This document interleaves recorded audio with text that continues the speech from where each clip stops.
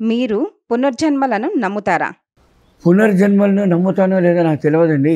ఇది మాత్రం నాకు పునర్జన్మే. ఏంటంటే ఎలా ఉన్నా నన్ను ఒక గూండాయిజం, రౌడీయిజము, రాజకీయము ఒక డిఫరెంట్ స్టైల్లో 10 రూపాయల వడ్డీకి మార్చాను. ఎదుటివాడి యొక్క రక్తం తాగిన ఒక రాక్షస స్థితి నుంచి ఓకే మానవ స్థితికి, మాధవ స్థితికి ఎదుగుతున్న సోల్ అన్నమాట. ధ్యాన సాధనలో గత జన్మలను తెలుసుకోవచ్చు అంటారు కదా! మరి మీరు తెలుసుకునే ప్రయత్నం చేశారా? నేను ప్రయత్నం ఏం చేయలేదండి, కానీ గత జన్మలను నేను చూసుకోగలిగాను. గత జన్మల గురించిన కొన్ని విషయాలను నేను పట్టుకున్నాను. దాని ద్వారానే చాలా విషయాలను నేను ఆచరణలో పెట్టవలసిన ఆవశ్యకత ఏర్పడింది. మన ఆచరణ విధానాలన్నీ వాసనలు, గత జన్మ వాసనలే ఈరోజు మనం ఇలా ఉన్నాము అన్నదానికి మూలం. అది మాత్రం నిజం. పత్రిజీ గారి దగ్గరికి వచ్చి పత్రిజీలా ఉండాలనుకుంటున్నారే కానీ పత్రిజీ చెప్పినది ఆచరణకు తేవాలన్న స్థితిలో ఎంతమంది ఉన్నారంటే వేలల్లో మనం కౌంట్ చేయొచ్చు. నేను ధ్యానం చేస్తున్నాను, నేను ఆర్గనైజ్ చేస్తున్నాను, నేను ఇంత గొప్పవాడు, మాటల్లో సూర్యుడు, చేతల్లో శూన్యుడు. ఇది ఈరోజు స్థితి. పత్రిగారి తర్వాత చాలామంది గురువులు వెలిసారు. ఓకే, మీరు కూడా నన్ను అన్నారు గురువు అనేసి. నేను గురువు కాదండి, పత్రిక గారికి శిష్యుడిని. అదే నిజం. పత్రిజీ కూడా తాను గురువు అని ఒప్పుకోలేదు కదా! అదే కదా, అది నిజం. మరి ఆయన దగ్గర మేము పెరిగినాము, ఆయన యొక్క వాసనలు మాకు ఉంటాయి కదండి, ఆయనతోటే ఉన్నాం కాబట్టి 2004 నుంచి 2012 వరకు చాలా దగ్గరగా ఉంటుంది పత్రిజీ గారితో. 2012లో పత్రిజీకి మీరు ఎందుకు దూరమయ్యారు? నేను దూరం కాలేదండి. అంటే పత్రిజీ గారు చెప్పాడు 2012 ధ్యాన జగత్ అయిపోతుంది, ఆ తర్వాత నీకు ఫ్రీడమ్. నేను కూడా అక్కడ కూర్చొని జీన్స్ ప్యాంట్, టీషర్ట్ వేసుకొని సిగరెట్ నోట్లో పెట్టుకొని నేను ఊదుతూ నిలుచుకుంటాను, నువ్వు నా పక్కన ఉండాలి అన్నాడు. ఆ రోజు కూడా నేను కూడా జీన్స్ ప్యాంటు వేసుకుంటాను, నన్ను వదిలేసే తండ్రి. సరే రే, నీకెందుకురా 2012 వరకు ఉండు, ఆ తర్వాత సంగతి ఆలోచిస్తామన్నాడు. నేను 2012 వరకు ఉన్నానండి. ఆ తర్వాత నేనే చెప్పాను, సరే ఈరోజు వరకు నేను ఉన్నాను, రేపటి నుంచి వేరెవరైనా ఉంటారు, ఎవరో ఒకరిని మనం రెడీ చేద్దాంలే అండి, ఆర్గనైజర్స్గా రెడీ చేద్దాం అనేసి అంటే తమాషాగా అన్నాడు. నేను తమాషాగానే తీసుకున్నాను, అది సీరియస్గానే అయింది. కానీ నా సాధన తగ్గల, గురువు గారి మీద ఆ యొక్క విశ్వాసం అన్నది తగ్గలే. కానీ ఆర్గనైజర్గా ఉన్నాను, ఆర్గనైజర్ అన్న స్థితిలోంచి పక్కకున్నాను. అంటే మెడిటేటర్గా ఉన్నాను. సెల్ఫ్ డెవలప్మెంట్ కావాలి కదండి. అంటే ఒకటే సార్, మీరు తెలుసుకోవాల్సింది ఏంటంటే ఆధ్యాత్మికత అన్నది అల్టిమేట్ కదండి, పీజీ. కానీ మనము చిన్న బిడ్డకు, అంటే వాడు ఆ బిడ్డ ఏం చదువుతుందండి, ప్రీ కేజీ చదువుతుంది. ప్రీ కేజీ చదువుతున్న బిడ్డకు కూడా ఏముంటుందండి, ఎగ్జామ్ అన్నది ఉంటుంది కదండి.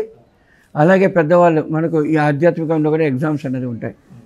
ప్రతి దాంట్లోనూ మనము ఓర్పు, సహనము, నిదానము, సమయోచిత బుద్ధి, సమయస్ఫూర్తి, ఎప్పుడు ఎక్కడ ఎలా ఉండాలి అన్నది తెలుసుకొని దాన్ని తగినట్లు మనం మలుచుకుంటూ అవసరానికి తగినట్లు మనం అవతారం ఎత్తుకుంటూ ఉండాలి. అంటే మన క్వాలిటీ, మన కాన్సెప్ట్ మారకూడదు. అవతారణ కావాలంటే మాట్లాడచ్చు. ఏంటంటే సినిమాల్లో నటిస్తారు, ఈరోజు హీరోయిన్గా ఉంటుంది, రేపు తల్లిగా ఉంటుంది. అదే హీరోకు తల్లిగా కూడా వస్తుంది ఆవిడ. అందువల్ల ఆమెను మనం హీరోయిన్ అనగలమా? తల్లి పాత్ర చేసిన కానీ తల్లిగానే ఉండాలి అంతే. ఒక సినిమాలో హీరోగా ఉంటాడు, మరో సినిమాలో వాడు విలన్గా ఉంటాడు. అంటే వాడి పాత్రకు వాడు న్యాయం చేస్తున్నాడు, మన పాత్రకు మనము న్యాయం చేయాలి. మన పాత్ర ఏంటండి, పత్రిగారి యొక్క ఆదర్శమే మన సిద్ధాంతం. పత్రిగారి యొక్క ఆదర్శం, పత్రిగారి యొక్క సిద్ధాంతం, పత్రిగారి యొక్క లక్ష్యమే మన లక్ష్యం. ధ్యాన జగత్తు చేయడమే మన లక్ష్యం. గురుగారు ఏమన్నాడు, I'm not your Guru, I'm just informer అన్నాడు. నేను నీకు గురువును కాదు, నేను నీకు మార్గదర్శకుని అనుకో. నువ్వు జన్మ తీసుకున్నప్పుడు నీకు జన్మనిచ్చిన తల్లి గురువు, పెంచినప్పుడు నీ తండ్రి నీకు గురువు, ఎంతోమంది మధ్యలో నీకు డెలివరీ చేసిన డాక్టర్ గురువు. గురువులు ఎంతోమంది మారుతారు, గురువులు మారుతూనే ఉంటారు. కానీ లక్ష్య సాధనకు మన ప్రయాణం ఎటువైపు ఉండాలి, లక్ష్య సాధన వైపు ఉండాలి. ఎంతోమంది యోగులు పిరమిడ్‌లో సాధన చేయకుండానే సిద్ధి పొందారు కదా! మరి మీరు ఎందుకు ఈ పిరమిడ్ కాన్సెప్ట్‌ను ఎంచుకున్నారు? పిరమిడ్‌లో కూర్చుంటే ఏంటి? కూర్చోకపోతే ఏంటండి? ఫస్ట్ ప్రశ్న నాదే. నేనే మాట్లాడతాను. ఎందుకంటే పిరమిడ్‌లో కూర్చున్నా పర్వాలేదు, కూర్చోకపోయినా పర్వాలేదు. అది మీ మీ ఇష్టం. మీరు త్వరగా ఆధ్యాత్మిక ఎదుగుదల మీకు కావాలి అంటే, ఓకే, ఆ అనుభవాలు మీకు కావాలి అంటే మీరు పిరమిడ్‌ను వాడుకోవాలి. పిరమిడ్ కింద కూర్చొని ధ్యానం చేయాలి. పిరమిడ్‌ను వాడినప్పుడు మీరు మూడింతలు అధికంగా శక్తిని మనం పొందగలుగుతాము. ఆ శక్తి ద్వారా మన లక్ష్య సాధనను మనం సులభంగా చేరువవుతాం అన్న దానికోసమే మనకు పిరమిడ్. పిరమిడ్‌కు కొలమానం ఏమిటి?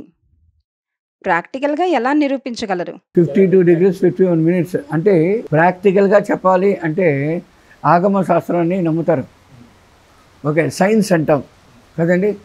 సైన్స్ అనేది ఉందా లేదా? మరి స్పిరిచువల్ సైన్స్ అనేది ఉంది. ఈ స్పిరిచువల్ సైన్స్లో ఒక భాగమే సైన్స్ అన్నమాట. అంతేగాని సైన్స్ ఎక్కడి నుంచో రాలే, ఆధ్యాత్మిక విజ్ఞానం నుంచే ఈ విజ్ఞానం అన్నది పుట్టింది. మనం విజ్ఞానాన్ని పట్టుకున్నాం, ఆధ్యాత్మికాన్ని వదులుకున్నాం. మానవుడు అంటే మాయలో పడి నలుగుతున్నవాడు అని అర్థం. వాడు మాయలో పడి నలుగుతూ వాడేమంటున్నాడంటే, వాడు సృష్టించిన ఈ కంప్యూటర్ని నమ్ముతాడు, పక్కనోడిని నమ్ముతాడు, తనను తాను నమ్మడు. నా అన్న వాడిని వాడు నమ్మడు, మూడో మనిషిని నమ్ముతున్నాడు. మరి గురువుగారు దీనికి ఒకటే వివరణ ఇచ్చాడు. ఏంటంటే పత్రిజీ గారు ఏమన్నారంటే, జగదీషు, ఎక్కడ నమ్మకం ఉంటుందో అక్కడే ద్రోహం ఉంటుంది అని చెప్పారు. ఎందుకు సార్ మిమ్మల్ని చాలామంది టార్గెట్ చేస్తున్నారు, చాలామంది మిమ్మల్ని మాటలతో దూషిస్తున్నారు, ఎన్నెన్నో జరుగుతుంది, ఇదంతా ఏంటి సార్ అంటే, అరే పిచ్చివాడా, వాడన్నీ నేర్చుకున్నాడు. మామూలుగా అజ్ఞానము అంటే వాడిని మార్చేయచ్చు సులభంగా. ఆధ్యాత్మికంలో ఉన్నవాడికి అహంకారంతో కూడిన అజ్ఞానం, వాడు మారడు, తనను తాను మార్చుకోవాలి. ఈ తనను తాను మార్చుకోవాలి అంటే వాడు బుక్స్ చదవాలి, మాస్టర్స్ యొక్క ఎంతోమంది యోగులు మహర్షులు ఋషుల యొక్క సత్సంగులు వినాలి, సాధన చేయాలి. ఇవి ఏది లేకుంటే వాడు ఎలా ఉంటాడు? అలాగే ఉంటాడు. ఎన్ని జన్మలు, 10 జన్మలైనా అలాగే ఉంటాడు. ఏదో ఒకరోజు మళ్ళీ వాడు జన్మ తీసుకోవాలి. కాబట్టి ఈ జన్మలోనే మనం తెలుసుకోవాలి. అది బుద్ధిశాలితనంరా. పిరమిడ్‌లో ధ్యానం చేసినప్పుడు మూడింతలు అధిక శక్తి వస్తుందని ఎలా నిరూపించగలరు? ఎలా ప్రూవ్ చేయగలను? ఎస్, ప్రాక్టికల్గా అన్నప్పుడు మనము బయట కూర్చొని సాధన చేస్తున్నప్పుడు మనము ఎనర్జీస్ని తీసుకోగలుగుతాం. అదే పిరమిడ్ లోపల కూర్చొని ధ్యానం సాధన చేసినప్పుడు మన లోపల రక్తం దగ్గర నుంచి మన లోపల ఉన్న ప్రతి అణువు వచ్చి ఉడికినట్టు ఉంటుంది, అనుభూతిని పొందొచ్చు. అలాగే మన సూక్ష్మ శరీరం బయట వచ్చి ఎక్కడికో ప్రయాణమైనట్లంతా ఉంటుంది. ఇటువంటివన్నీ మనము అనుభవ రీతిలో మనం పొందవచ్చు. కానీ చాలామంది ఏమంటాడు, నాకు రాలేదు అంటాడు. అంటే ఎందుకు రాలేదు అనేది కూడా తెలుసుకోవాలి. ఏంటంటే పిరమిడ్లో చేస్తే ఇది వస్తుందంట, కాబట్టి వస్తుందో లేదో చూద్దాం అంటే రాదు. నమ్మకం నీ మీద ఉంచు, నీ సాధన మీద ఉంచు, కూర్చో. ఏం నీ అనుభవం పొందుతావో అది నీ అనుభవం. ఏదో ఒక అనుభవం వస్తుంది, నాకు వచ్చిన అనుభవమే నీకు రావాలని లేదు. సులభంగా అనుభవాలను మనం ప్రతి ఒక్కరు పొందుతాడు. ఎవడి స్థితి వాడిది. 5,000 ఒకటి కాలేదు, మన చేతుల్లో ఉన్న 5,000 ఒకటి కాలేదు. మరి మనము విమర్శించడం కాదండి, సాధించడం.